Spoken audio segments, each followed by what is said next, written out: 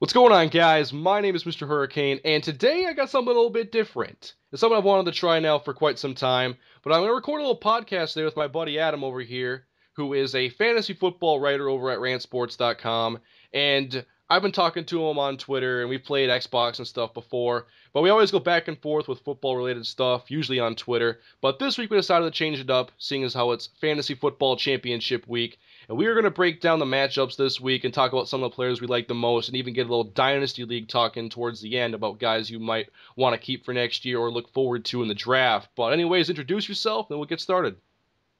Hey, what's going on, Kane? Yeah, we've been trying to do this for a while now, and it's good to finally be able to do it. You can find my stuff over at Rant Sports. I also do baseball and basketball if anybody's interested in that. But Don't you do yeah, hockey? Like yeah, I do NASCAR? hockey every now and then, but How about NASCAR? not no not NASCAR. All Not right. some people actually do NASCAR on the site I I write did for. fishing once. I did really good. I got picked the top guy one week and I stopped there. I got to quit while I'm ahead. But anyway, we're going to jump into the matchups this week as we have some decent games on the schedule. I'm excited for the Sunday nighter. We'll begin with the noon games on Sunday. But Miami and Buffalo is the first on my list here. And if Buffalo is your favorite team, so I'll let you take care of this one as we get started. Yeah, it's gonna be an interesting game for Miami because they're playing really well right now. They're trying to get into the playoffs. But Buffalo's a tough place to play, especially when the weather conditions might be a little windy and rainy. I've read.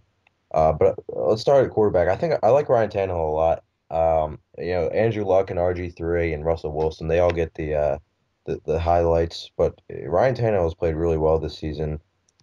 He's quietly a top 15 fantasy quarterback right now. And the thing about Tannehill is Miami has no essence of a running game with Lamar Miller and Daniel Thomas. They've been inconsistent and absent all year, which is why they're passing the ball about 65% of the time. So there's going to be volume there for Tannehill. And the Bills have been bad against the pass, allowing 27 passing touchdowns on the year. Tannehill's a guy who's been running a lot lately too, so that gives you an added bonus. And Buffalo just hasn't been as good as they're opportunistic. They can pick the ball off. They get to the quarterback, which might be the only reason Tannehill might be a bad play because I believe he's been the most sacked quarterback in the league, and Buffalo's I believe that tops is in sacks. correct. Yep. It's a So that lot. could be that could be the only concern. But if he gets a clean pocket, he should have a nice game. Buffalo's allowed opposing quarterbacks to have at least two touchdowns in each of the last two games. All right, that's pretty safe then. There's nobody I wrote down that I like love in this matchup.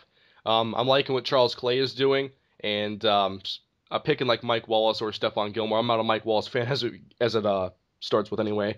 But Brian Hartline's had a good season. I like Charles Clay and what he's doing. Stay away from the running backs.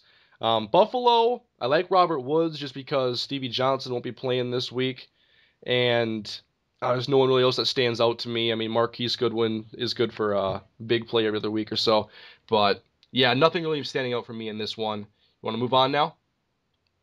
Yeah, just Fred Jackson is probably the safest play if you're going to have to start any Bills. Miami's hasn't been that good against the run this season. Linebacking core has been banged up and inconsistent all year. And Jackson, if anybody's going to get the rushing touchdowns, it's going to be Jackson, unless Frank And it is Summers, the that fullback, Lewis, gets so it maybe again. they do rely more on Fred Jackson in the red zone. Yeah, I would hope so. It's been frustrating because the past couple weeks have actually given red zone work to Frank Summers, their fullback, and it's made people rip their hair out. All right, everybody's going to Google Frank Summers now and figure out who he is. But moving on, we got New Orleans and Carolina. Really looking forward to this game. Too bad it's on the same time as the Vikings game, but I want to see some highlights from this one. But New Orleans obviously dominated this matchup when they played in the Superdome, but they showed us last week and they have before this season that they are a different team seemingly on the road. But maybe that gives them. Obviously, it's come in the headlines and everything. Maybe they're looking to get past that this week. But we got New Orleans and Carolina. The big guy for me in this matchup is Marcus Colston because I know what Captain Munnerlin is, and I know what Colston did in the first week of the first time these teams played. So give me Marcus Colston all day against that Carolina secondary. And Jimmy Graham was actually bottled up last week, but I think he could have another good game as well. Yeah, you're going to start Jimmy Graham every week. Mm-hmm. Colston's an interesting guy because he actually has been really bad on the road in his career, which is yeah, I think he has two touchdowns in 10 career home games, or not 10 career home games, but his last 10 road games. But Drew Brees, Drew Brees is interesting to me this week because you're obviously playing Drew Brees, but he's had some bad home road splits this season, which is why I'm saying, if you're starting Drew Brees, don't expect 35 fantasy points like you got a couple weeks ago when he last played Carolina, because Carolina is already a tough defense against quarterbacks.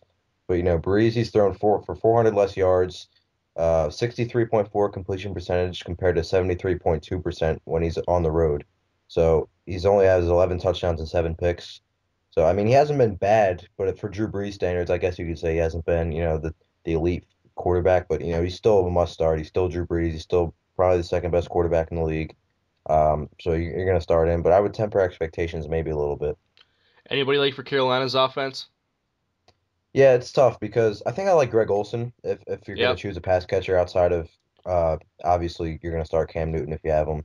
D'Angelo Williams is interesting too because the one way to beat New Orleans is on the ground game, and he's averaging like 16 or 17 carries per game when Jonathan Stewart's out. Obviously, Jonathan Stewart's been shut down for the rest of the year. Williams catches the ball out of the backfield too, so he could be an interesting play. Yeah, going back to Greg Olson, I think Greg Olson's the number one receiver in Carolina, as interesting as it sounds. Steve Smith, like you were saying earlier, doesn't have a 100-yard game all year. He's one of those players you root for, but he just doesn't have it He's anymore. not putting up the big numbers. He's still definitely adequate. Yeah, I And mean, he's a good player to have on your team, but fantasy rosters, you're not going to get much out of him. And Greg Olson has actually been, last time he played the Saints, he had a season high in targets and receptions. The Saints haven't been that good against the tight end this season. It's a home game. Newton might have pressure in his face with a tough Saints defense and improving Saints yeah, they got defense. Byron Bell as their right turnstile, and he got dominated last week or the last time they played rather, by Junior Gillette. So I would expect more of the same, but because the NFL is an illogical game, maybe they'll shut him down. Yeah, it's a good point because he has immense talent. Like he's a very talented player. It's just if the thing with the tight end position in fantasy is if you don't get in the end zone, it's kind of hard to expect much, Unless you're which Jimmy is Graham. yeah, unless you're Jimmy Graham or Gronkowski or someone like that. So I mean, Greg Olson I think is a top 10 tight end this week. He's Cam Newton's favoring him over everyone, and it should be a pretty close game. And if anything, I would assume that Carolina might have to throw a little more. Yeah, that's a pretty safe bet. We're going to move on now to Minnesota and Cincinnati. And obviously, I'm very excited after my favorite team put up 48 points on the Philadelphia Eagles last week, but now they go on the road to a team that's hungry for the postseason, the Cincinnati Bengals.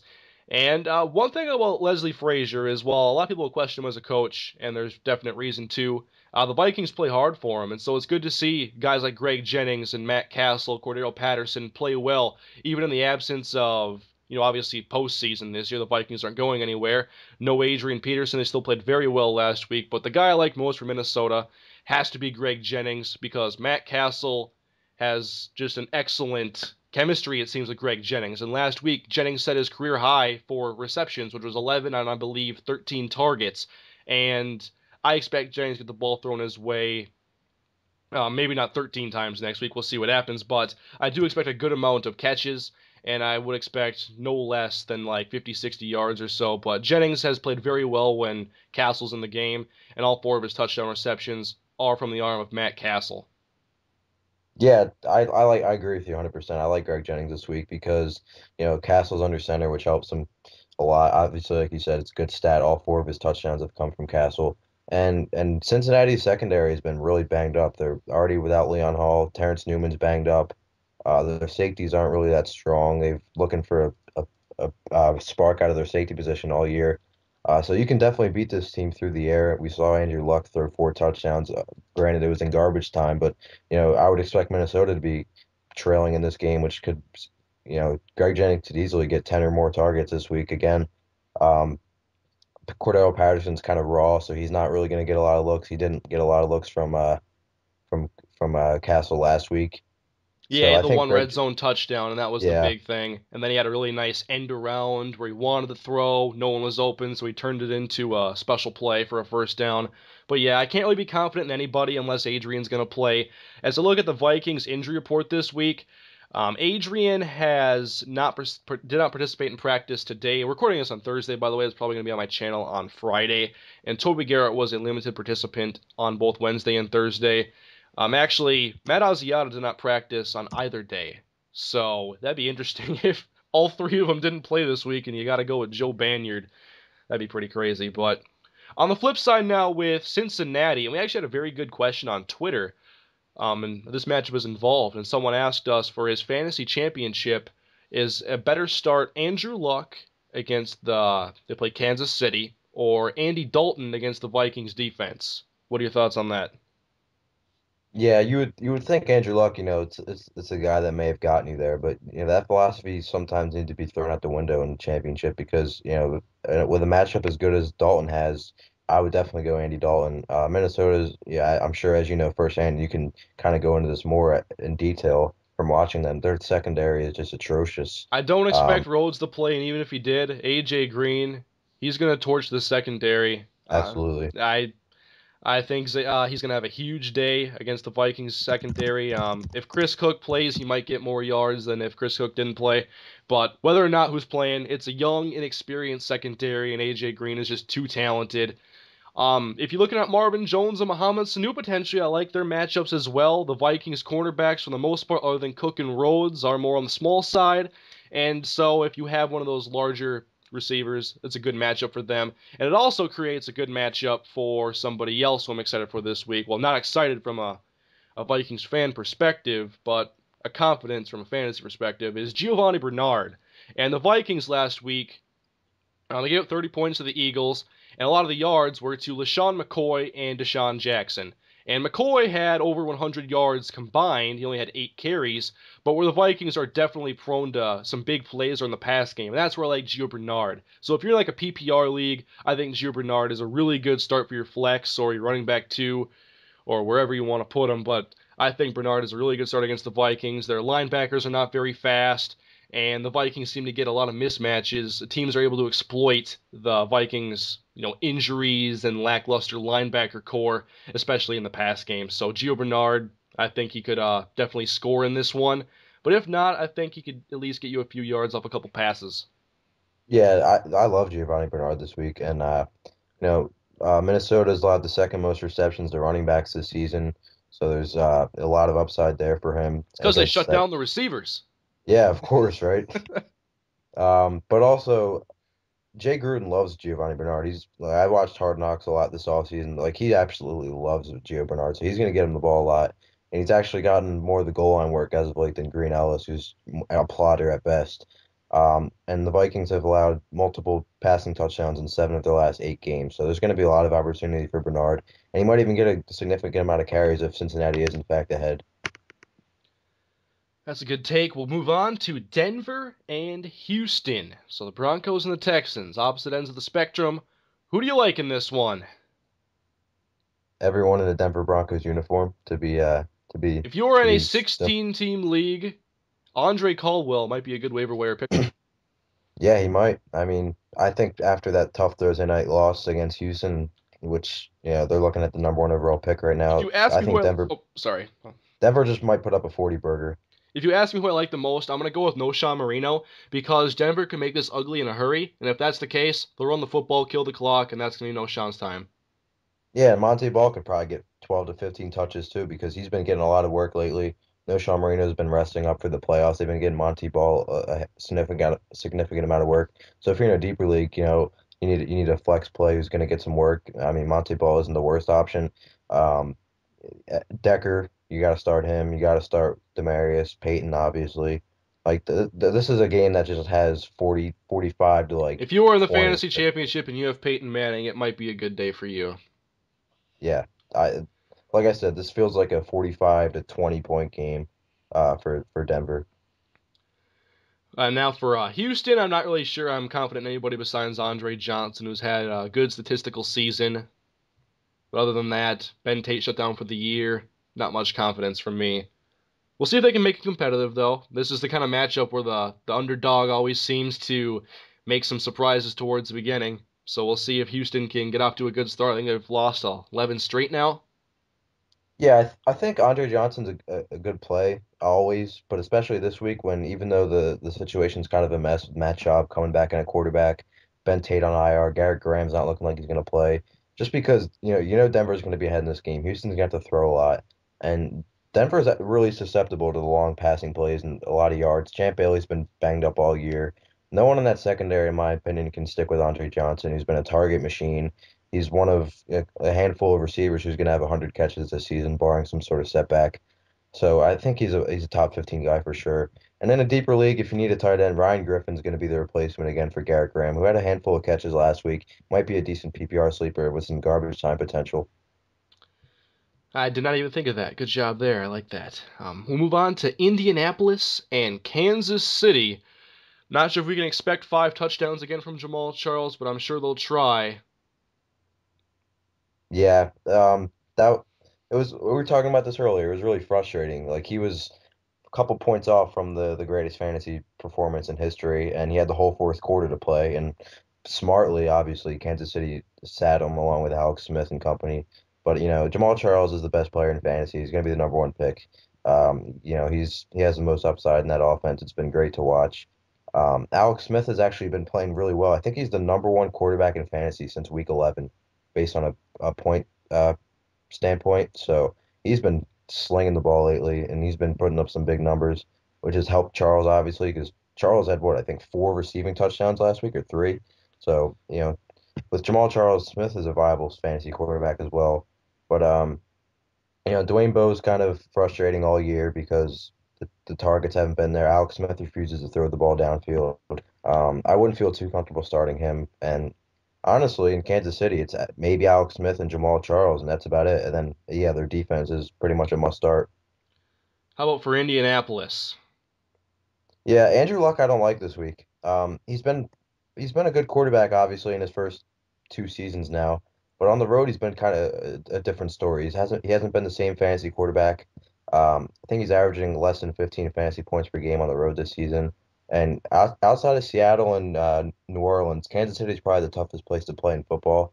Their offense, Indianapolis' offensive line has been really bad the past couple of weeks, and Kansas City can obviously get to the quarterback, so he could struggle there. And the thing about Andrew Luck is that he's been struggling. Their receivers just haven't been getting open, and when they are, they're dropping the ball. Enter Darius Hayward-Bay. Hilton's kind of boomer bust. Griff Whalen is Griff Whalen, and like I said, Darius Hayward-Bay is just not catching the ball. But if anybody has an opportunity here, it might be Kobe Fleener. Kansas City's allowed a touchdown against them in each of the last 4 games.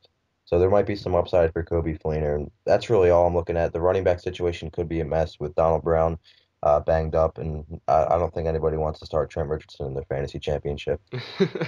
I like Andrew Luck in this game a little bit more than you do, just because I think it could turn into another shootout like it was last week with KC and Oakland. But as far as a confidence standpoint in Andrew Luck, maybe I would expect around 300 yards, 275, a couple touchdowns, maybe a pick. But KC's defense, they're tough. Arrowhead's tough to play in. And just matchup wise, even though Andrew Luck is a good quarterback and can manufacture some points with lesser talent sometimes, um, I can't like him a ton in this matchup. Yeah, I think there's going to be some volume here because you saw what happened in Cincinnati. He was playing terrible. Cincinnati got ahead. Luck had to throw a lot, and then Cincinnati just had some poor tackle attempts, and it led to a couple touchdowns. So I think they're going to have to throw the ball, especially with some inconsistency and unknown at running back. So I think based off volume, Luck could be a fine play, but there's a lot of guys we're going to get into with really good matchups at quarterback this week that I would play over him. And on that note, we'll transfer now to Cleveland and New York, the Jets and the Browns. This could be a good matchup for your defenses. Jason Campbell and Josh Gordon. I like that tandem against the Jets defense. And I would like to see the revival of Jordan Cameron. I haven't really heard much about him in recent weeks at all, but ever since Hoyer went down, really. But yes, Josh Gordon has been an absolute monster. He's been fun to watch this season.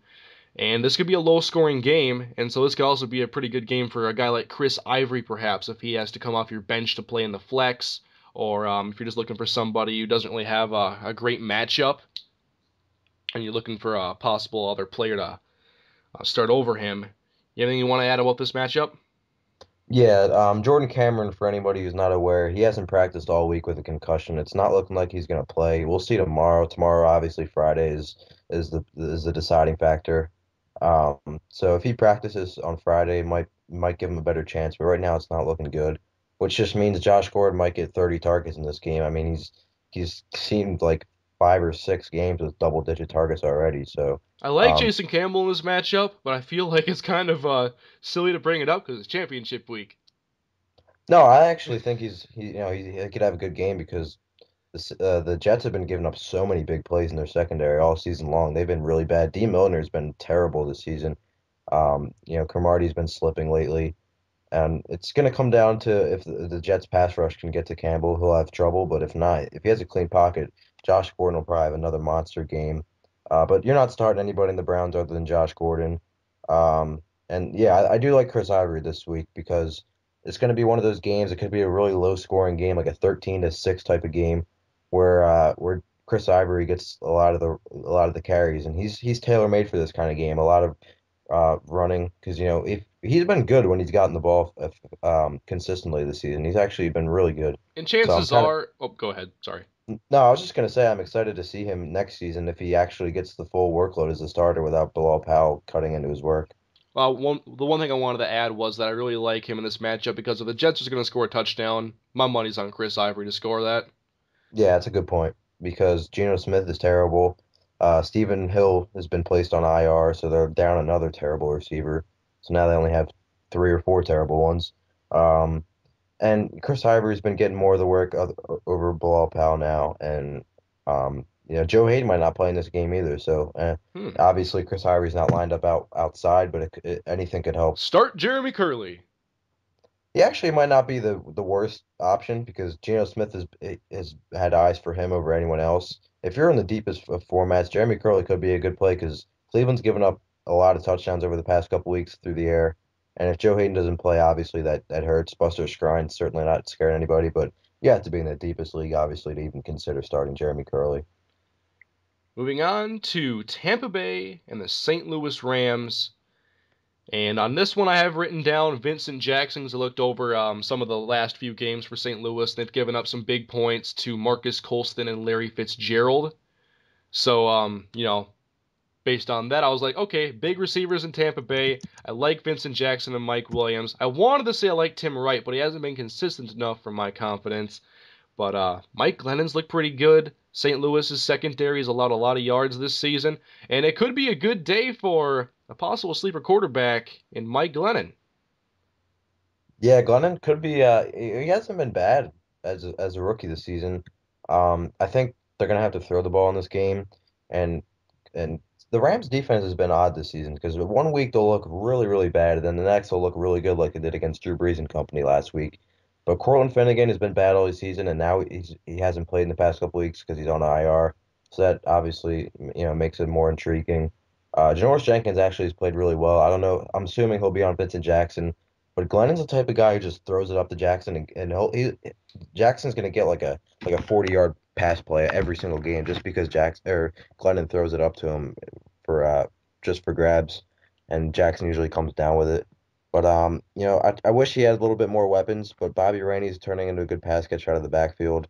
I wouldn't start Mike Glennon obviously, but I wouldn't be surprised if he I was a would top. start Mike Glennon. You would? If you want to take my my advice, just remember I went 5-8 this year. Does there happen to be a running back you like in this game at all? I think I like Zach Stacy a little bit, Yeah, just just a a little little bit. bit, just a little bit. I don't understand. He's a must-start running back. I don't. Some people don't think so, but a guy that's getting the ball 20 times a game with a bad quarterback, some bad receivers, like he's gonna get all the work. Even though Tampa Bay has only allowed, I think, 2 or 3 rushing touchdowns all season, he's gonna get all the work. Since week 5, when he took over the starting job, only Eddie Lacy has more carries on the season. This is a guy that catches the ball out of the backfield. He has no threat to cut into carries unless he gets banged up. In that case, Benny Cunningham would come in. But he's been so good all season long. Why would you not play him now when he's going to get 25 touches roughly in a matchup that doesn't absolutely scare me? Yeah, that would be a very good. I like Zach Stacy a lot. Yeah, I'm right there with you. I think we're done with that matchup, but now Dallas and Washington. Dallas after that meltdown against Green Bay last Sunday. They only ran the ball, I believe, 7 times with DeMarco Murray in the second half, and that's part of the reason why. I have DeMarco Murray written down here in this matchup. I'm not a big fan of Washington's defense, and I think after not giving DeMarco the ball enough, that they will give him the ball a more adequate amount. And um, DeMarco Murray's been good when he's getting the football, and he had plenty of yards last week. It's just a matter of getting him the football. And there was a stat out this week that was the Cowboys are 2-0 when DeMarco Murray has 20 or more carries. And the more surprising thing there is not that they're 2-0 and undefeated when he gets that carries, but he's only gotten it twice. That is ridiculous. I know you got Tony Romo, Dez Bryant, Terrence Williams. You like your tight end Jason Witten, but still, when you got a weapon, you got to give him the football. DeMarco Murray, please give him the football, and he'll probably get some points if he does. Yeah, he's fourth overall for me at running back, just behind Charles, LaShawn McCoy, and Matt Forte. I might even move him up to third because this is a game where they say, "Oh, everyone was criticizing us for not giving Murray the ball. Let's force feed this guy the ball." You'd be hard pressed to find 10 better running backs in the league right now than DeMarco Murray. I think other than Andre Ellington, who hasn't even been a full workhorse running back, Murray leads the league in yards per carry this season. So he's been outstanding. The thing with Dallas is that it hurts their fantasy offensive weapons is the fact that their defense is so bad. Right now, their offense is dead last in plays per game with 60.1. So they haven't had a lot of opportunity, which is why Tony Romo is starting to slip as a fantasy quarterback lately. But it's a great matchup against the Redskins, who are just one of the worst defenses in football. The same Murray could be is a said guy. about Kirk Cousins. Yeah, exactly. I mean, Great it's matchup. it's gonna be one of those games where there's gonna be so many opportunities for both offenses because both defenses are so bad. Um, but I think DeMarco Murray, if they don't give him the ball, they're out of their mind because he's been a top 10 running back from a fantasy standpoint, from a real life standpoint. He's been awesome. Yeah, like Murray and Cousins was the other one that I wrote down. He's been putting up the yards. I like Alfred Morris in this one too, but this could be a high scoring game, maybe like a 34-31, and that might be on the conservative side. But Cousins can wing the ball around. And this secondary, not that great. I do like Brandon Carr, but I think you like Garcon in this matchup. Cousins has looked good, and I think that he is a decent start this week against a weak secondary and overall defense due to some injuries. Is Sean Lee playing this week? I'm not sure if he is. He obviously didn't play last week. I haven't read the practice reports on him. But Ernie Sims actually got hurt as well, one of their other linebackers. Right, I'm reading right now that Sean Lee has yet to receive clearance to practice with a neck injury. So if he's out and then Ernie Sims is out, their linebacking core is going to be so thin. Alfred Morris could absolutely take advantage of that.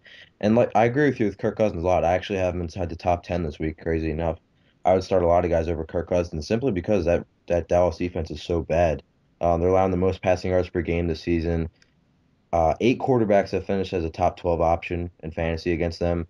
They're allowing the most fantasy points per game to quarterbacks. They're getting burned on big plays, and opposing offenses are on the field for 70 plays a game, which is top five most in the league. Like, there's nothing not to like about Kirk Cousins. Yeah, he might throw an interception or two, but he's an inexperienced quarterback. He has two career starts on his belt, so you know there's going to be a lot of opportunity for Cousins because that defense always seems to be on the field. He doesn't have as many weapons as we'd like, but Garcon and Morris and maybe Roy Halou out of the backfield and Aldrich I Robinson love should be Aldrick enough to have a nice Robinson. fan. I like him. He's a fun player to watch. He can definitely burn Dallas for a big one this week. Yeah, look at you always coming in with these big stats. I can't match you. I can't bring up, left-handed That's what I quarterbacks do. on a Thursday, ranking top 10 in the league when they throw the ball to the left side of the field. There we go. Moving on. New York Giants and the Detroit Lions. This is interesting because I kind of wanted. Oh, dog's being quiet in the back or loud in the background, but I wanted to maybe write down Hakeem Nicks here just because I'm not a huge fan of Detroit's secondary, but at the same time, Hakeem Nicks hasn't scored a touchdown this year, and I'm not sure how hungry the Giants are going to be for this game. They just got blanked at home 22-zip, and I try to find somebody here because I'm not usually high on the Lions defense, so I'm trying to find somebody for the offense that can really take advantage, but Cruz out. I think the guy I like the most in this matchup is honestly Ruben Randall for the Yeah, I for the would line definitely for the agree with you. Giants anyway. Yeah, I would definitely agree. We've seen when one of the receivers is out for the Giants, whether it's Nicks or Cruz, Randall's been getting the looks from Eli. Detroit secondary is certainly not frightening, but the thing that concerns me is the Giants. offensive line hasn't been good, and Detroit's defensive line can put pressure on anybody, which could be a problem for Manning if Manning's obviously been turnover prone. He has 25 picks, 16 touchdowns. Like that's Detroit's absurd. defense may honestly be a good start in this game. Oh, I definitely agree. I have him top six right now, just because there's always that upside with Eli Manning throwing interceptions. And I think I read earlier somewhere that um, 12 times this season, a defense playing the Giants had double-digit fantasy points. So, Eli's going to turn the ball over. Andre Brown might have trouble because Detroit has the number one run defense in the league at home. So there might be Victor Cruz obviously isn't playing. So I don't see how the Giants are going to consistently move the ball up and down the field unless, Akeem Mix actually finally has that breakout game. So at home and a must-win game for Detroit, I think they're a good defensive play. And on their offense, obviously Calvin Johnson, Reggie Bush could do some damage. I like Joik Bell. I'm not really sure how many touches he's been getting as of late. Anyone else you wanted to throw into the conversation? Yeah, I think you can be comfortable starting Stafford again if you have him, even though he had a quiet week last week. That was against the Ravens, who have been really tough against the pass and run all. They've been a really good defense, obviously, all year. The Giants are a good defense against the run quietly, but not so much against the pass. I think this is one of those games where Stafford and Megatron connection gets back on track. Um, yeah, I think Stafford is a good play this week. Arizona and the Seattle Seahawks. Big NFC West game. Arizona having a good season. And Seattle at home where they are so good and they just don't lose. Who do you like in this one? Yeah, it's kind of hard because, in all honesty, like as good as a quarterback as Russell Wilson is, and as fun as he is to watch, I don't like him for fantasy purposes this week. Arizona's been really tough on defense. This is one of those games where I feel like Wilson's going to throw for like 189 yards, like 20 attempts. Like I feel like this is going to be a Marshawn Lynch type of game This could be a good where matchup for both defenses to keep it low scoring. yeah, and I think if there's a guy like you have to start Marshawn Lynch because he's a top running back. You're not going to bench him. But Zach Miller could be a decent sleeper for fantasy's purposes, the tight end. Maybe even Luke Wilson if you're really desperate because Arizona's been the worst defense against tight ends this season. 16 times have they allowed a touchdown to the tight end position. They allowed one to Delaney Walker last week. I don't know what it is. They just cannot defend the tight end position. So I think Zach Miller could score easily in this game, which could be a good sleeper, especially the tight end position when if you don't have the top five or six guys, you're pretty much streaming by the matchups each week. So Zach Miller could be an interesting guy. Anybody for Arizona's offense besides maybe Larry? Yeah, I actually don't even like Larry. I wouldn't even play him if I had him, to be honest. He's dealing with a concussion. Looks like he's practicing today. He was practicing today. He'll probably play, Well, I would but let he's you got to know go. that I have Larry Fitzgerald and I benched him against Revis and I benched him against Sherman. I think he did both good in both those matchups. Let me look up some research here. Yeah, he's such a good player. It's hard to bench him, but Richard Sherman's been so good. He's arguably the best cornerback in football. Seattle's allowed the fewest passing yards per game with just under 175. They lead the league in interceptions, and they actually haven't allowed a receiver to score since week 11. And if you remember, that was when Jarius Wright, your boy, had two touchdowns, which Yeah! is an absolute Got joke. behind Richard Sherman, elite receiver Jarius Wright. No, I Yeah, but correct myself though. In the first matchup against Seattle, Larry Fitzgerald had 5 targets, 2 receptions, and 17 yards. So yeah, that was in Arizona as well. yeah, I think with a lot of guys emerging at receiver this year, like Alshon Jeffrey, Kendall Wright, Josh Gordon, like there's a lot of good receivers in fantasy right now. And coming off a concussion, going into Seattle, Carson Palmer is also banged up. The offensive line will probably struggle against Seattle's defense. Like I don't think there's a lot of upside for Fitzgerald here. I'd play a significant amount of players over him. Would you play Michael Floyd over him? No, I wouldn't. Okay, Maxwell's done very well stepping in for Brandon Browner. That second, I'm so like jealous of how deep that secondary is. Yeah, they're not gonna have Brandon Browner next year, and they'll still be fine. Oh, they'll be just fine. They're going to re-sign him anyway. They got to pay other players. Anyway, let's go on to a very good matchup that I can't wait. Hopefully, this is an afternoon game, a later afternoon game. Yes, it is. We're getting into those now. This is New England and Baltimore. Yeah, this is going to be a big game for the AFC from a playoff perspective, and it'll be interesting for fantasy because I'm not big on Tom Brady this week. Um, losing Gronkowski hurts, but Brady still had a good game against Miami last week. He has a bad history against the Ravens though. In his last 6 games, he's only had one multi-touchdown game. So if you're looking for upside, I wouldn't look for Brady. I'd play like a guy like Cousins over him, or a guy like maybe Jay Cutler in a good How matchup. about Matt Castle? No, I wouldn't because Matt Castle is Matt Castle and Tom Brady's Tom Brady. Okay, well, I want to get in my words here before you take them. Um, Go ahead. Number one guy for me in this game is Justin Tucker. Yes. This could be another moderately low scoring game. I'm not sure what the weather conditions are going to be, but Baltimore's run game, I'm not sure where it went. It's gone. And New England, I like their secondary a little bit with Aqib Talib. So I like Justin Tucker, kick some field goals, but I'm sure that you don't need any input on kicker. Yeah, and real quick, it's just interesting that you brought up Justin Tucker because Baltimore has probably had the worst red zone offense in the league. Like they've been absolutely terrible. Like Ray Rice and that running game have done nothing. They've been terrible. And they're banged up in tight end, so that hurts. But Dennis Pitta's back; he's looking all right. Yeah, they're ranked the fifth worst percentage in red zone scoring this season with just under 49%. Only Jacksonville, Philadelphia, the Jets, and Houston are worse, and three of those four teams are god awful. So Justin Tucker's a number one kicker for me every week until maybe he retires. Like he's looking like one of those kickers who's going to go down in history. Well, he very very well might, whatever. I think he had a 20, a 30, a 40, a 50, and a 60. First player in history to do that. Yeah, he was incredible. Yeah, 61 yards to win the game. Very nicely done. Some fantasy points for some lucky fantasy players. Anyway, we only have a few matchups left. Pittsburgh and the Green Bay Packers, who now have control over their playoff destiny, thanks to the Detroit Lions last week, and the Packers doing a hell of a job against Dallas in the second half to make a comeback. Guys stepping up. Eddie Lacy on offense, Sam Shields, along with Tremont Williams on defense. But the guy I like in this game, I think the most would probably be Eddie Lacy. This could be, cold weather in Green Bay. It's December football. They finally have the running back to carry the workload. Eddie Lacy against the Pittsburgh defense. What do you think? Yeah, Eddie Lacy's absolutely a must-start guy. Like I said, he's leading the league in carries since week 5. They don't really have anything else to do without Aaron Rodgers. They're gonna have to feed him the ball. He doesn't go down easily, as you can certainly watch and tell from watching him. He didn't participate in practice today. I think it was just a rest day. Uh, Aaron Rodgers right now, it's looking like he's been practicing and he's been looking well out of Green Bay right now, but they're going to have an announcement coming tomorrow, so we'll know if he plays or not. If Aaron Rodgers doesn't play, Eddie Lacy's even a better play because they're not going to lean on the arm of Matt Flynn.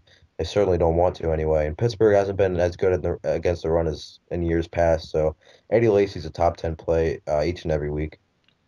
Is there any word on Randall Cobb and when he could be coming back? Yeah, Randall Cobb actually, I believe, was practicing. That's Uh, that's what I thought I was hearing because I like Jordy Nelson every week, but I'm thinking James Jones as well. But if Cobb is there, it kind of disrupts my James Jones love over there too. Yeah, I don't think he's gonna play. He took part in a limited individual practice. He was like extremely limited. I think I read somewhere that he's not gonna play for the Packers unless they make the playoffs. So Okay. I don't think you have to worry about Cobb. And yeah, I like Jordy a lot because Ike Taylor is just not a good cornerback. I don't know what people see in him. All he does is draw pass interference penalties. And Jordy Nelson, Matt Flynn, for whatever it's worth, he's not the greatest quarterback, but we saw in that Thanksgiving game a few weeks back, he just throws it to Nelson wherever he is. So Nelson could be another good play. 3 to go. Oakland and San Diego.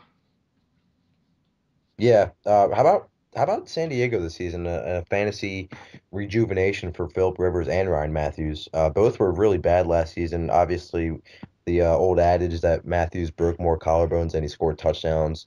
But Ryan Matthews eclipsed 1,000 yards in the season against Denver on Thursday night. He's tied for the league lead in 100-yard games. He gets Oakland this week, not a threatening defense whatsoever, and he's the workhorse. He's gotten 29 carries in each of the last two games. Danny Woodhead's more of the third down back rather than, getting all the work that he was getting earlier on in the year.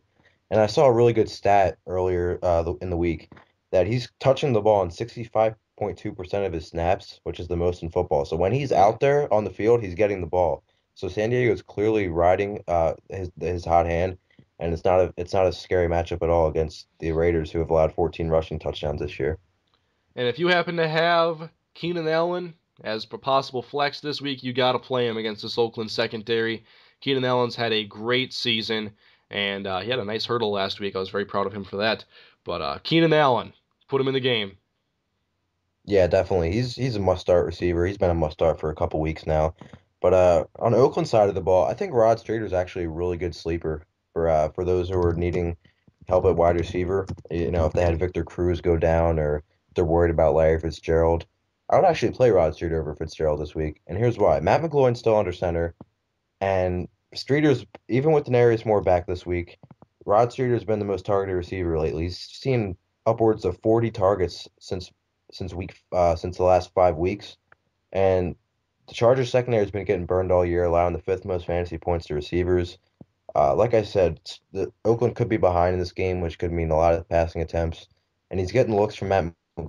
He's had 10 targets in each of the last two games. Very good. I think it's gonna be a low-scoring game, so I'm not sure if I would put Streeter over Fitzgerald. That is kind of that's a big Yeah, that's a statement bold right call. there. It's bold. We'll see how that holds up. We got two more games though. This one is the Sunday nighter. I am really looking forward to it. Two teams trying to make the postseason: the Chicago Bears and the Philadelphia Eagles. Chicago no longer in. They haven't been in control of their destiny. I don't believe, with Detroit being on top for a while, and now a lot of question marks. It could come down to Week 17 with Chicago and Green Bay. But anyway, Alshon Jeffrey has been an absolute treat to watch as of late. So he's turned into a must-start receiver for quite some time. Brandon Marshall, obviously, you're going to play him. I'm not loving this matchup for Matt Forte just because of the speed of the front seven in Philadelphia, and not just only allowing like 51 yards to Matt Asiata, the premier back of the future, but I think it could be a tough matchup for Forte to get bigger plays. I think he could definitely get the workload, and he's still a must start. But I wouldn't expect a big week from Forte unless he gets double two touchdowns. Yeah, he'll still be good enough just because he's so involved in that offense. Mark Trestman loves getting him the ball. And I believe this game has the highest over-under out of all the games this week, so there should be plenty of points to be had, unless there's some bizarre weather incident which would drive people nuts. But Alshon Jeffrey and Brandon Marshall are absolutely going to destroy that Eagles secondary. It's allowed the second most passing yards in the year. That's why I like Jay Cutler a lot this week because he got back into his rhythm last week with a little rust shaken off. Then he threw three touchdowns against the Browns. You know, if you have a player going against a secondary as bad as the Eagles, and you have Marshawn Lynch, Matt Forte, Brandon Marshall, and Alshon Jeffrey to throw to, you're going to have a pretty good chance to have a nice day. So I like Cutler a lot.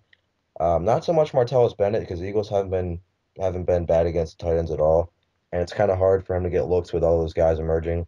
But Jay Cutler, I think you can start him over a lot of guys this week.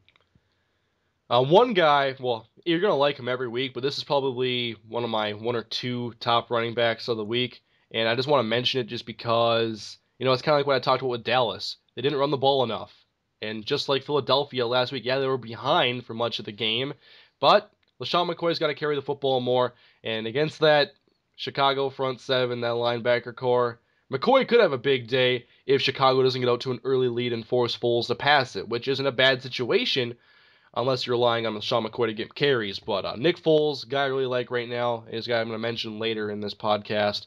But yeah, so they got to give the ball to Shady McCoy. And what's up with teams not running the football enough? Come on Yeah, now. it's ridiculous because even in that game against your Vikings last week, it wasn't so out of hand at one point where they just said, "All right, we got to throw the ball the rest of the game." Like LaShawn McCoy is probably the second or third best running back in the league. Like he has to have the ball at least 15 times a game just because it's almost disrespectful not to give him the ball that much. But yeah, he should have a field day against the Bears front seven that is allowing the most rushing yards per game this season. Or he'll get 5 carries. That too. And now we're going to move on to the matchup I'm looking forward to the least. One of the worst primetime games on the schedule, I would say, the Atlanta Falcons and the San Francisco 49ers. And what you mentioned earlier could be the last game at Candlestick Park. And obviously, San Fran is still vying for seeding in the playoffs and whatnot. So they play against the Atlanta Falcons. And who do you like in this matchup besides Colin Kaepernick? I know you're going to say him. Yeah, I pretty much like everyone on the Niners because Atlanta's defense has been so generous to every position. I like Crabtree a lot. First, he's been getting back into the rhythm. He's getting more snaps each and every week. Had his first touchdown last week. Kaepernick's still targeting him a bunch. I think he can definitely score for you. Vernon Davis is a must start. Frank Gore's a good play as long as he doesn't get pulled after the first quarter if it's like 30-10. Um, you know, Anquan Bolden is still the number one receiver with Crabtree healing back up and getting back into the swing of things. So I think you can start a handful of players from the Niners. How about Vance McDonald? I wouldn't do that. I would not. What about Anthony Dixon? I also would not. I wanted to see if you can make any more bold statements. I'm gonna try to get them out of you. But yeah, I like the Niners in this matchup, and anybody for the Falcons you were gonna play anyway. Tony Gonzalez, Roddy White, maybe. Um, Matt Ryan if he was one of your higher picks. But other than that, I think this is a game where San Fran, in theory, should beat the brakes off the Atlanta Falcons. But we'll see what happens. And I think I skipped over a matchup actually. We didn't talk about Tennessee and Jacksonville, did we? We did not. No, because you were going to bring up a running back for Jacksonville, and I'll let you do that now. Yeah, Jordan Todman's a good play this week. Look, MJD hasn't practiced all week. Be kind of odd for them to rush him out in a meaningless game. Um, and the thing about Jordan Todman right now. MJD is probably going to be gone next season from Jacksonville, so why not let Jordan Todman continue to play, see what they have in him, whether he's a third down back or complimentary back or their starter next season. And he has a really good matchup against the Titans, who have allowed a fantasy running back to get double-digit fantasy points in 11 straight weeks. They've been giving up fantasy points to running backs everywhere. Rashard Mendenhall and Andre Ellington had combined for over 30 last week. The week before, Monte Ball and No. Marino combined for over 30. So they're very beatable against the run. Not so much against the pass, but Todman had 29 touches last week compared to Denard Robinson, the offensive weapon, who only had two. So I think Todman's a top 20 running back. I definitely agree. In this matchup, I really like Jason Campbell. And I'm not sure if your fantasy game or your fantasy championship is going to come down to Jason Campbell. Well, I'm looking at the wrong. Oh my God, I'm looking at the wrong game. Well, I was looking at Cleveland and the Jets. I already talked about Jason Campbell. I like him this week. Tennessee. I like Kendall Wright, but Oh, I love Kendall Wright. He's everybody probably the has most all year. underrated receiver in fantasy right now. Um, might get 100 catches this season, but he had 20 targets last That's week. a Like quiet Fitzpatrick, 100. it's definitely quiet. He's got 1,000 yards too. I think he only has two touchdowns, which is why he hasn't been getting a lot of love. But Fitzpatrick loves to throw those short little slant routes, and Kendall Wright's so hard to cover in the slot. How about Delaney Um, Walker in this matchup? oh yeah, Delaney Walker's a must start. I have him sixth among tight ends.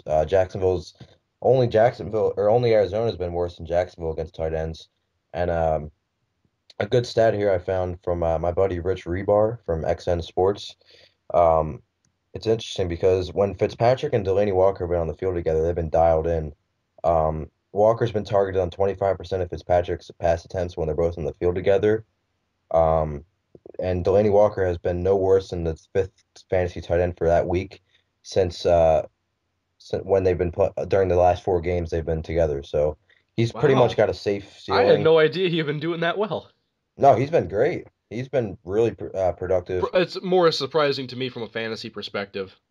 Yeah, Wow. like you knew he was providing a good spark for that team. You just didn't weren't aware because he's putting up these numbers because he plays in Tennessee, team that doesn't get talked about a lot. But he's been awesome, and against Jacksonville, he's got to be a top five, maybe top 10, maybe top five play.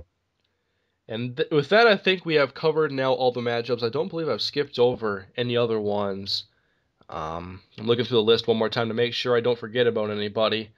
But I think we have them all covered. So yeah, my big guys for this week, I just kind of wanted to talk about really the most that I was most excited about were really DeMarco Murray for Dallas because I think they'll correct the lack of touches for Mr. Murray this week against Washington, and it's a big game for them. They got to get this W, and hope they do on the back of DeMarco Murray.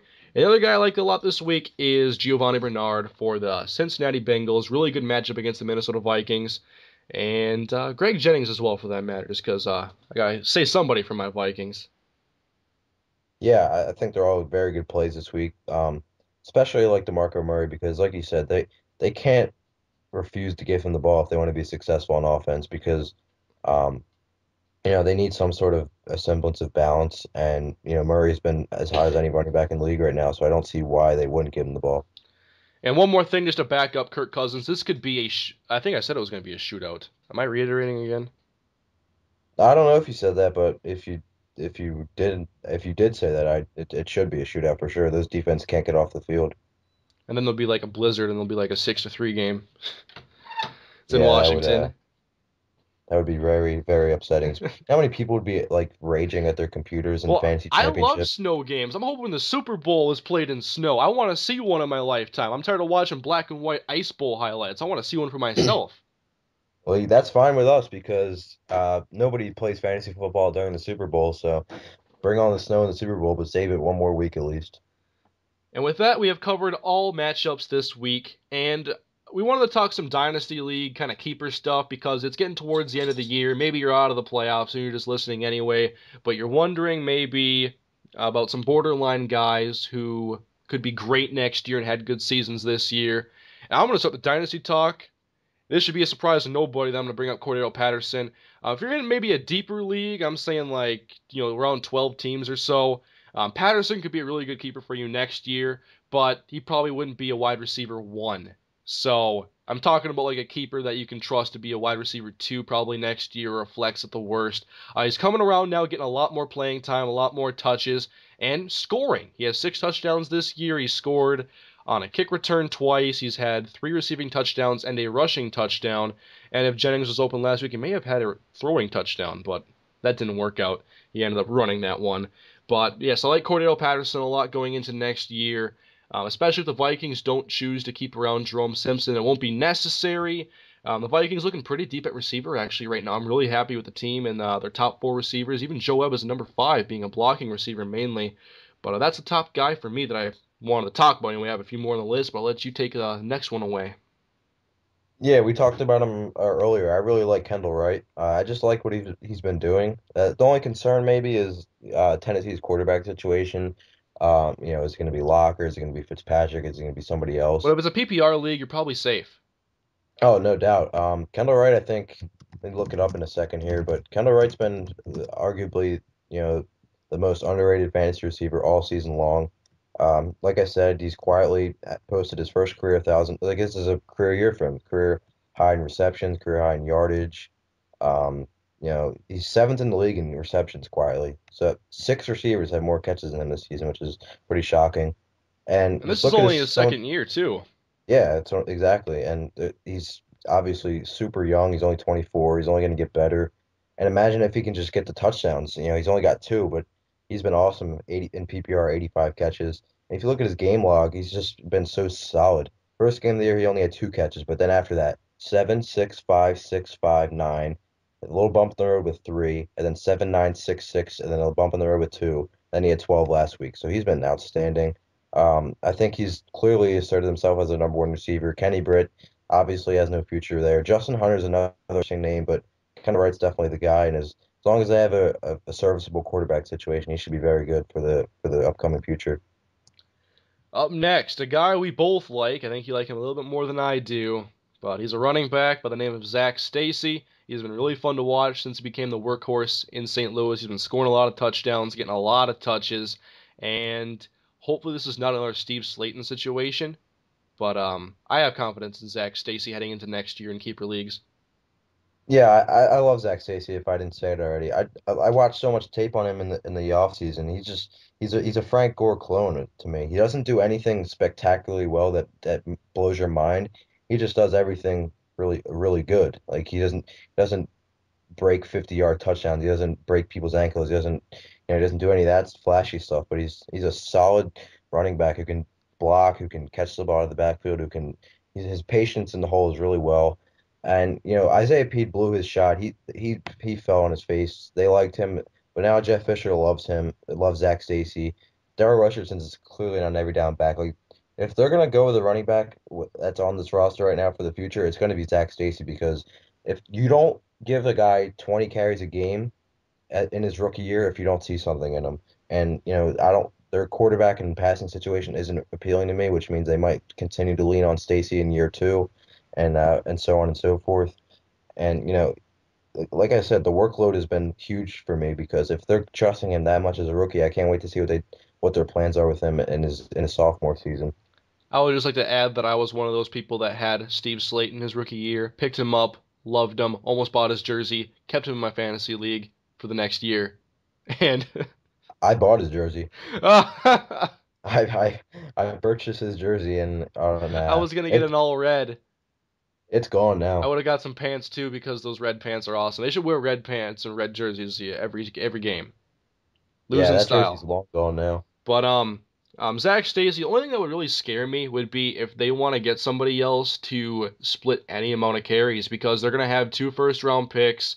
I wouldn't expect them to take one with one of those first picks, but if they want to take somebody in the draft, that's a possibility. They've drafted the last 2 years. They took Stacey in the fifth round. Isaiah Pede was a third or fourth rounder, I forget, and Daryl Richardson was the second to last pick.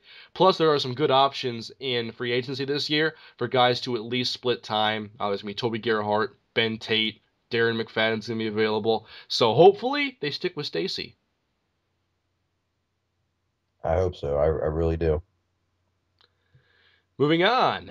Keenan Allen is a guy I like. Do you like him in a keeper league?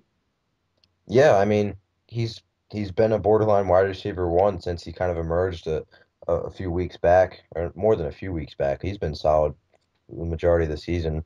Um, and San Diego, the only thing that concerns me is they're starting to turn into a team that wants to run the ball and keep other offenses off the field with Ryan Matthews. But when they do pass, it's been Keenan Allen. And if you look around, Eddie Royal's not a future guy that they're gonna have invest in. Antonio Gates is aging. Denario Alexander has had so many surgeries on his knee. He can't stay healthy. I believe he's a Um, free agent after this year.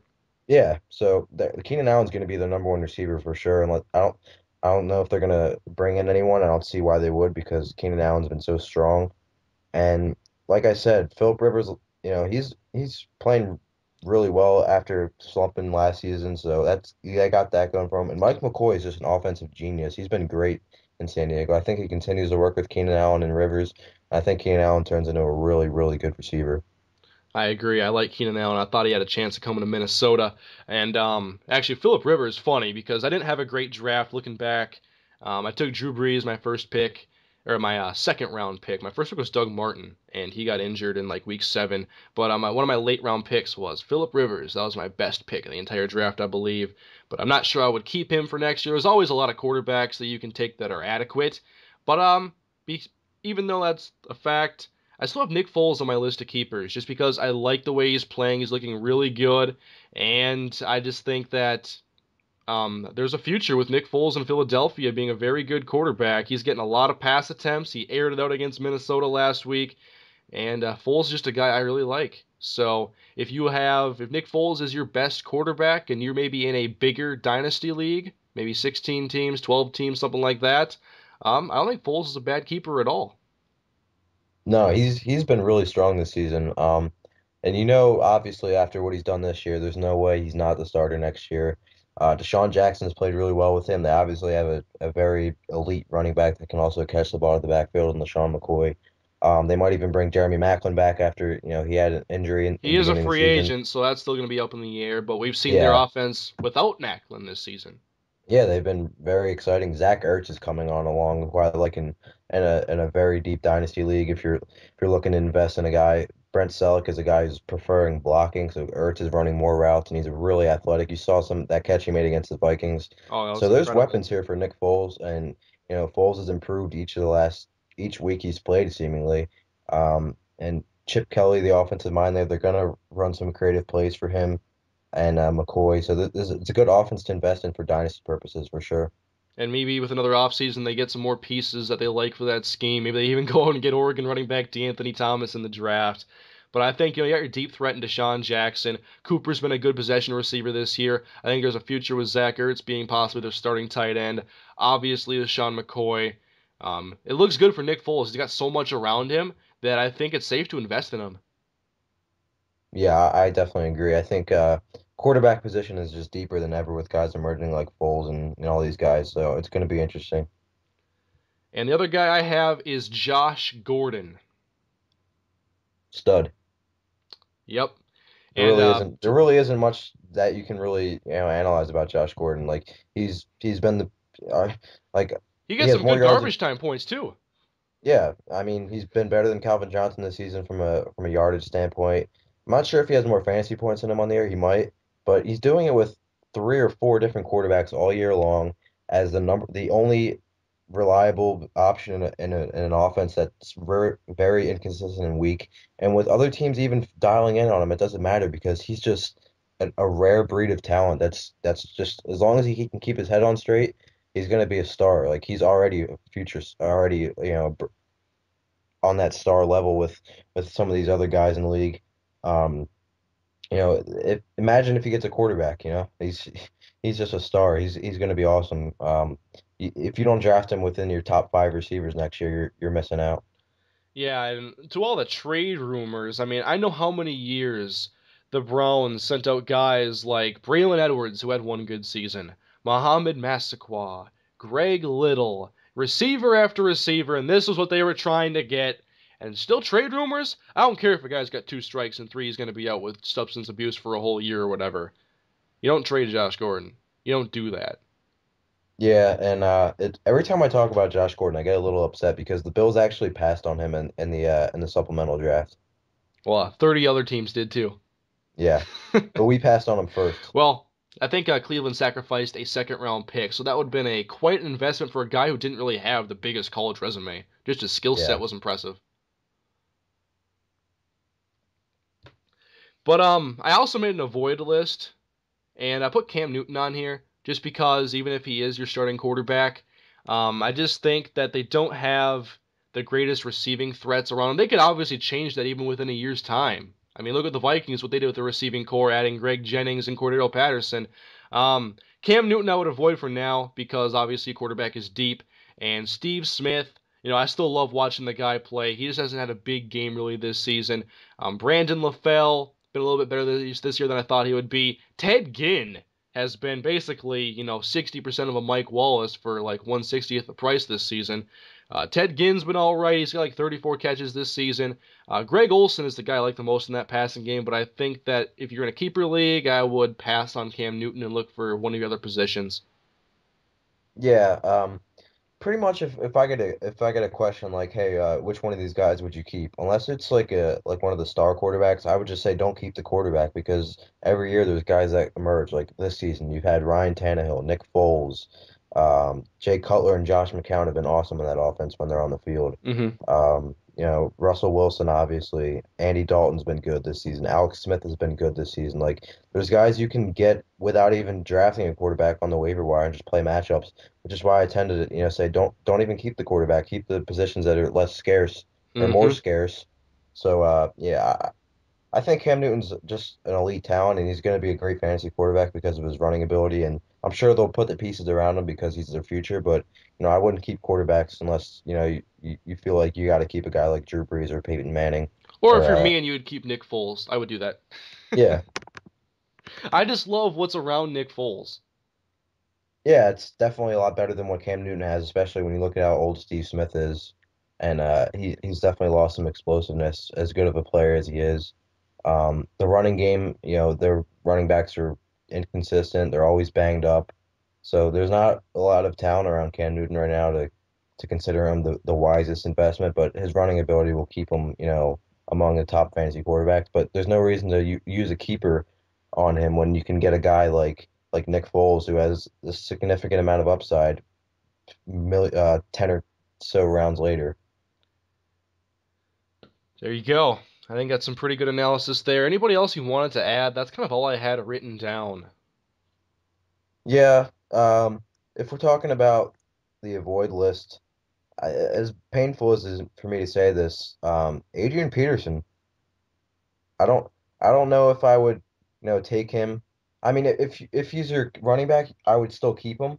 But if we're talking about next season, guys that are kind of falling off a little bit, I would take guys like Jamal Charles and LaShawn McCoy, a couple other guys maybe over Peterson, just because, as good as he is, it's kind of fun to get in the new exciting thing like Jamal Charles and his explosiveness and his perfect fit in that offense and his age. But Adrian Peterson's still a top three fantasy running back. I just wouldn't be surprised if next year's the year he kind of starts to slip a little bit, but he's going to be a Hall of Famer. He's probably the best running back in the league still. But from dynasty purposes, I think Jamal Charles and McCoy are a top. All right, I'm gonna give you some other guys. I'm gonna start listing like lightning round. You give me avoid or keep. All right, I'm gonna try All to right, do let's this do it. fast. Eddie Lacy, Oh, keep, Antonio Brown, keep, Alshon Jeffrey, keep times two. Zach Stacy. Keep, No. Let's go. Greg Jennings. avoid. Oh, come on. I have to avoid him, man. He has no quarterback. He's not the youngest guy. There's so many better options than Greg Jennings. I'm trying to find CJ Spiller. That's a tough one. I would still keep him though, because Fred Jackson's not going to be around forever, and we've seen what Spiller can do when he's the lead back. Michael Crabtree. As long as Colin Kaepernick's under center, I'd keep him because they were amazing last season. All right, here's an interesting one because he's on the IR, but Julio Jones. I would avoid him. You would avoid Julio in a keeper league right now. Com No, I wouldn't avoid him on his own, but if I'm looking at other guys, I would take other guys over him Okay. right now, like Okay. Josh Gordon, Alshon Jeffrey. That's fair. Vincent Jackson. I would avoid him. I don't like where that franchise is going. I don't know what they're going to do at quarterback. He's getting up there in age, and if he doesn't score, he's not really doing much for you. Seattle defense. That's a really good one. That's I have kept a defense before, by the way. I would I would avoid because I like to just not even draft a defense until the last pick and just stream all year, which is what I've Yeah, been doing playing the this year. matchups is a pretty good way to go about it. Yeah, so I would avoid every defense, even if they were averaging 10 points a game or something. It's just not worth it. All right. How about who else can I throw in here quick? Oh man. Alfred Morris, obviously you would keep him. How Pierre Yeah, absolutely. Garcon. I know that's another tough one because what is their quarterback situation going to look like? That franchise is a mess. He's obviously a really good talent. He's having a good year, especially in PPR leagues. But again, if you're putting up against other receivers, I'd avoid him because I think there's going to be better and safer options with brighter features and better offensive schemes. Giovanni Bernard. Oh, I'm all over him. Um, Greenell, he's gonna be the I think some people will overpay for him next season because they'll be like, oh, it's another year. Green Ellis is going to be gone. He probably won't be gone necessarily, but a couple years down the road, and Bernard's going to be a star. Philip Rivers. Avoid. It's just I can get quarterbacks late in drafts like Tony Romo or someone like that, or how we're talking about Nick Foles. Tony Romo. Avoid. Oh man, I'm trying to find some more borderline prospects here. Cordero Patterson. I said I liked him. I would keep Cordell Patterson, especially if you're in a return yardage league. He's really raw right now, but if he gets his route running together and he improves his hands, he's going to be really tough to defend. From just a what's around him standpoint, would you keep Greg Olson? No, because I do the same thing with tight ends that I do with defenses. Okay. So you wouldn't keep Eh, Jordan Cameron? Nope. Here's a good one. What about Trent Richardson? Avoid. Yeah, he's just not very good. A lot of people like to defend Trent Richardson, and I was super high on him coming out of college. I loved watching him at Alabama, but until he gives me a reason in the NFL to have some confidence in him, I'm not going to look at the Alabama tape and say that was the guy I once knew because I haven't seen much good from Richardson in a long time in the NFL. Yeah, when I watch him, I just see him dancing far too much, and it's kind of upsetting because he's just honestly a really powerful back, and when he wants to run with full steam, but until he stops dancing, I'm not going to invest in him. How about Dwayne Bowe? See, here's the thing with Bo, because I think he's like an immense wide receiver talent in this league still. It's just I don't know. Alex Smith refuses to pass the ball downfield. Jamal Charles has more catches than him this season. He has 13 more catches than Dwayne Bowe, which is kind of alarming to me. I think there's much better receivers that you can get with just as much or more upside, so I'd probably avoid him. Victor Cruz with Hakeem Nicks going into free agency. That's a really good one. Um, Eli Manning can't throw touchdown passes, it seems like. But I think I would keep him because, Victor Cruz, we've seen him as a top 10 wide receiver in fantasy when Eli Manning is on. I still feel like this Giants offense has firepower to be better than what they are. And Cruz is a really good player. He's still really young. He's only going to get better, I think. And I mean, he's not an injury prone player. This is just a freak hit that happened. So I don't think he's going to be injured for a lot of his career. So I think I would keep Victor Cruz. Le'Veon Bell. I loved Le'Veon Bell. I'm keeping him because the Roethlisberger is going to have to lean on a running back, and Le'Veon Bell is the best running back they've had in Pittsburgh for a while now. He catches the ball to the backfield. He's getting the ball a lot. He's getting a lot of touches every time he's out there. And like I said, just like Eddie Lacy, he's a rookie running back. He's only going to get better. I wish the Steelers would improve their offensive line, and I hope they do. But I still have faith in Le'Veon Bell. Yeah, definitely had a good game against the Vikings when they played back in Week 4. But how about I just had somebody on the mind and I forgot him. Oh yeah, Torrey Smith. I like Torrey Smith. But it depends. If you're in a PPR league, I certainly wouldn't keep him because, he's like a 50 catch guy who, get the big play, but he won't get you like one of those 8 catch, 9 catch games. But if you're in a standard league and a touchdown heavy league that gives bonus points for like long touchdown passes, I would keep him because he's the number one guy by far in Baltimore. Joe Flacco throws a pretty good deep balls we've seen.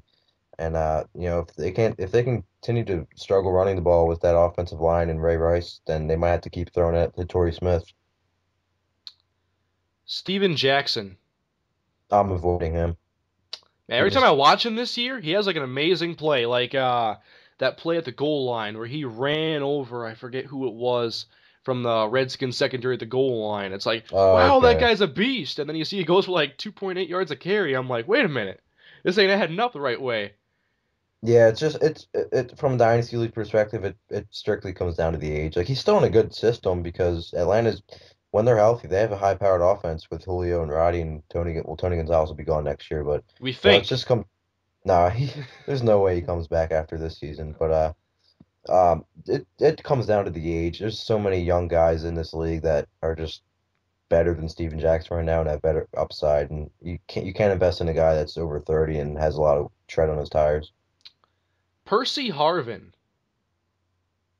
That's that's a tough one. I would avoid him. I don't trust the injuries. I don't trust him staying on the field. Yeah, that's As what it's all simple as boiled that. down to.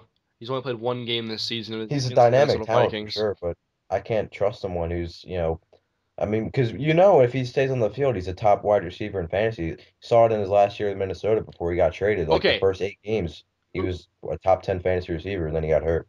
okay, let's say someone has this unique situation on their team where they can keep either Randall Cobb or Percy Harvin. I would keep Randall Cobb. Yeah, I think so too. Strictly comes down to the quarterback, even though Russell Wilson's awesome. Rodgers is just going to throw the ball more. Yeah, I forget what Cobb's numbers were And James last Jones, I year. think I think James Jones is a free agent after this He is season a too. free agent. Yeah, so that definitely helps. They might just keep him though. We'll see what the Packers do. I'm gonna try to think of a couple more at least before we end this thing. Anybody in Detroit I like? Reggie Bush. I would keep Reggie Bush. This is the best system that he's fit in yet. Would you keep Joik Bell? Yeah, I would. Yeah, I like Joik Bell a lot I too. think Joique Bell could I start think on a he's a free handful of teams. agent. I think he's gonna be a free agent though. I think Joique Bell could start on a handful of teams. He's a really good player. Dude had 50 catches last season. He had a ton. I was amazed. Yeah, he was real good. Obviously, you'd keep Antonio Brown. How about Julian Edelman?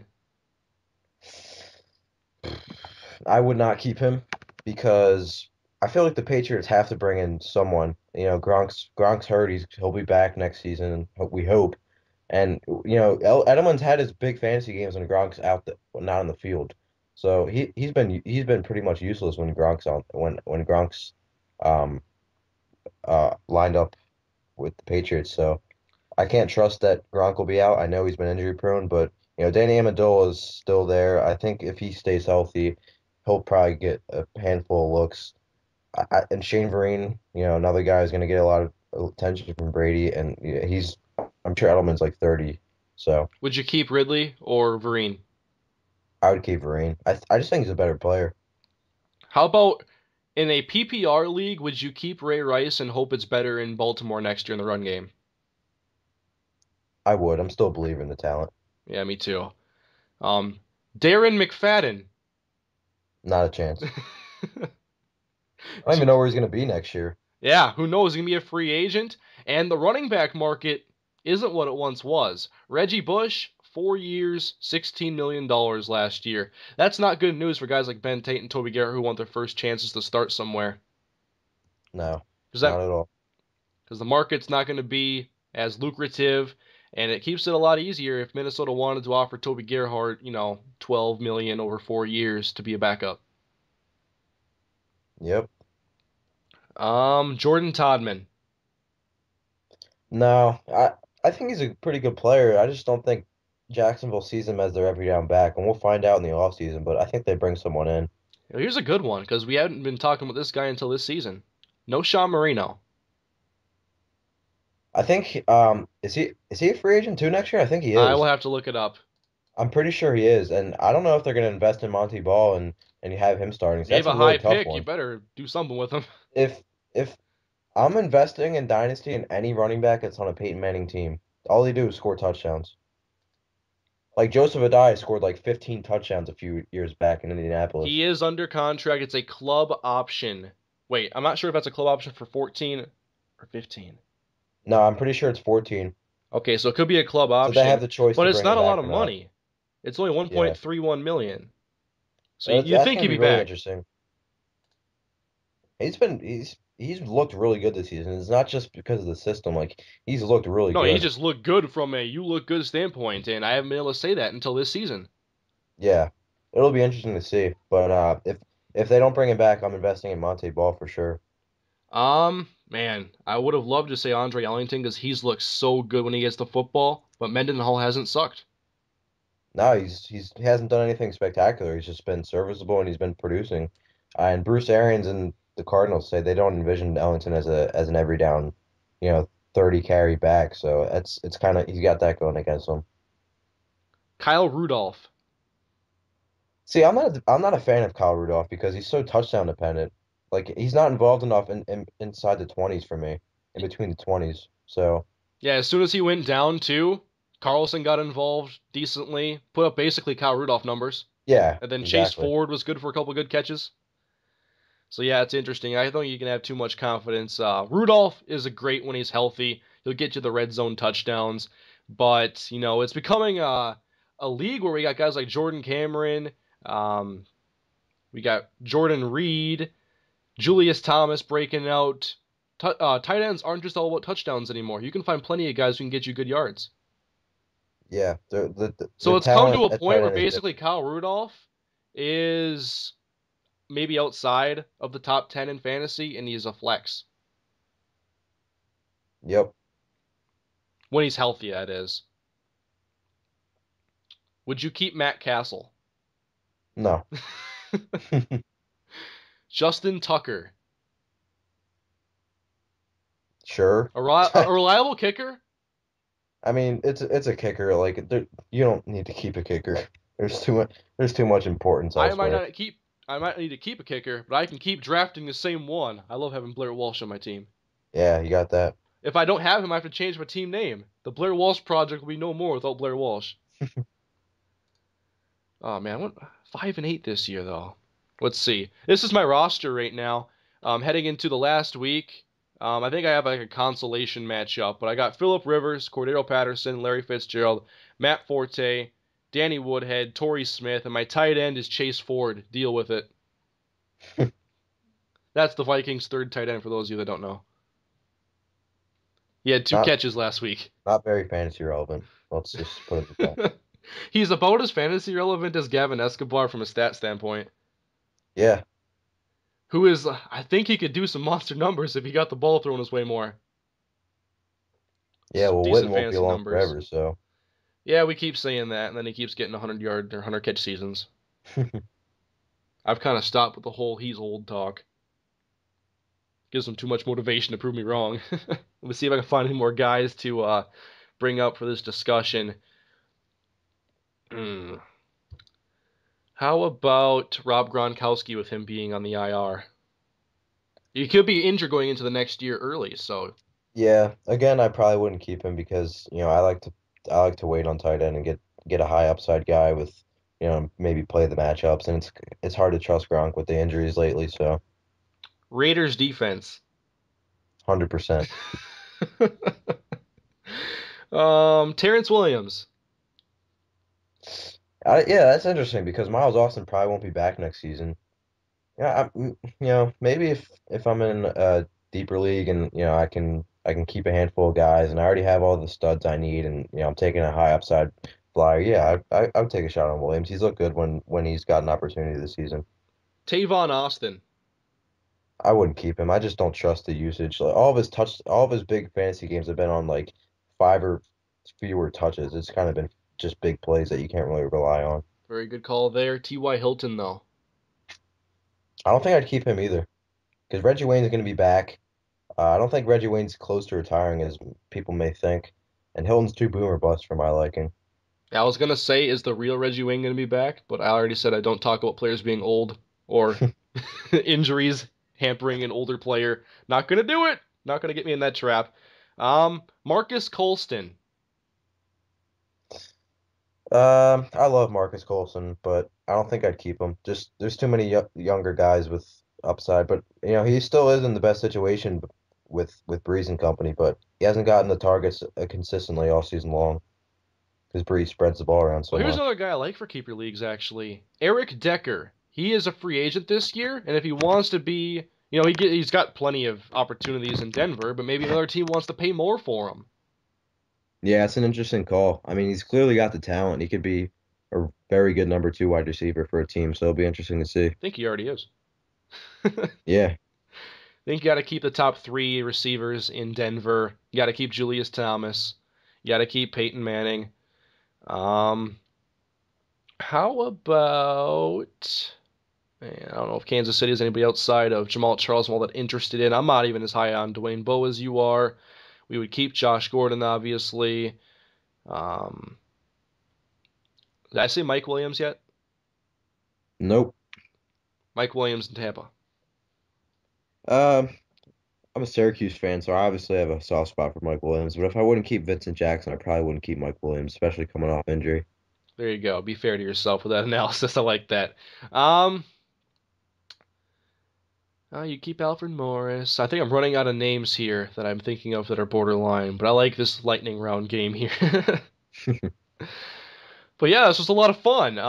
Obviously, the fantasy season is coming to an end. A more regular podcast is something I have considered in the past, but if it's something that I would only pursue if I was able to put in a full weekly effort with consistency. And just right now, I didn't think it was the time to do it. So obviously, the fantasy season will be over soon. But there's a possibility if you guys enjoy this podcast, you enjoy listening and want more, that we could do maybe another one, just talking some football. No fantasy would be involved, but the playoffs are around the corner. So once the seeding is all sorted out and the 12 teams are aligned, we could do this again. Sit down, talk for a while, give you guys something to listen to. I know I love podcasts, so I'm hoping that you guys that love listening to podcasts as well enjoyed this from a fantasy perspective. Um, it's something I might bring in the future, so depending on you guys' reaction, I'll see what I do going ahead. But thank you, Adam, for coming on with me. It was a lot of fun, as I knew it was going to be once we sat down and actually did this thing. But Fantasy Football Championship Week is up ahead, and it's sad to see the NFL season already coming to an end. Yeah, it flew by, but yeah, it's been fun doing fantasy all season. Good to finally chat, have a nice little podcast, and hopefully everybody goes out and finishes the job this week. If you ever want to talk anything about football, I'm sure both of us would be happy to answer tweets. So follow us on Twitter. Both Twitter handles will be in the description, probably towards the very top, so you shouldn't have to look very far. But thank you guys for listening to the podcast. I hope you guys enjoyed. I'll be looking forward to your guys' response, comments, likes. Let me know what you guys think. Any constructive criticism, feedback would be much appreciated. But thank you for watching, guys, and I'll see you next time.